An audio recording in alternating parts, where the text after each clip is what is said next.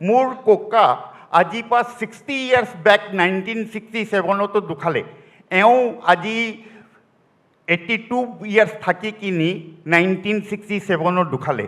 এওঁ যোৱা পিছতে সন্মান বক্স কানৈ যোৱা পিছতে আজিলৈকে কোনোবাই এনেকুৱা পাব্লিক প্লেটফৰ্মত মাতি কিনি আদৰ কৰি ৰিকগনাইজ কৰা নাই। আপুনি ভাবি চাওক, মই এইকাৰণে মানে আপোনাক প্ৰাগমণি কান্দি কান্দি কিনিয়ে মই আপোনাক কৈছোঁ কি আপোনাক মোৰ বহুত ধন্যবাদ কি নিউজ 18 আজি এইটো যোগ লৈছে কি 60 বছৰ পিছতে কোনো প্লেটফৰ্মত মোক ক'বলৈ আজি এইটো সুযোগ দিছে।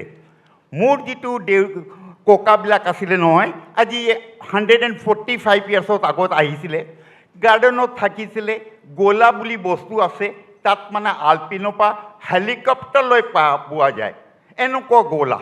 তাৰপিছত টি গাৰ্ডেনৰ লেবাৰবিলাকৰ এইবিলাকৰ বস্তুবিলাক তাৰপৰা কিনে আৰু 15 দিনত এটা হিচাপ কিতাপটো হৈ যায়গৈ। এইটো ঠিকে আছে, চলি আছিলে। তাৰপাছত আহি গ'ল 1945 ছেকেণ্ড ৱৰ্ল্ড ৱাৰ। জাপানীজবিলাকে ধুমধাম কৰি কিনি বম্ব পেলাই দিলে। বম্ব পেলালে এইটো কাৰণে আমি মানে ভাবিলোঁ এতিয়াতো ৰাজস্থানটো যোৱাটো সম্ভৱ নাই। তাৰপাছতে মাটি বাৰী বিক্ৰী কৰি আহি গোৱা হৈছে, এতিয়াতো থাকিবতো লাগিব ইয়াতে। তো কি কৰিব লাগে, তেতিয়া কষ্ট বেছি কৰিব লাগিব।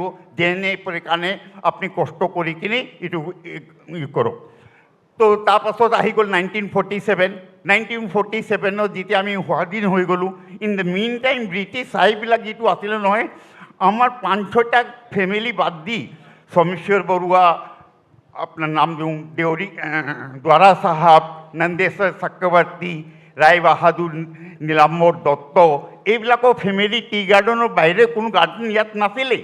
চব গাৰ্ডেনবিলাকে ব্ৰিটিছ চাহাববিলাকৰ গাৰ্ডেন আছিলে। তেতিয়া ইহঁতি যেতিয়া যাবলৈ ল'লে তেতিয়া ইহঁতি খুব কম দামতে সেই বস্তুবিলাক ইয়াত দি গ'ল।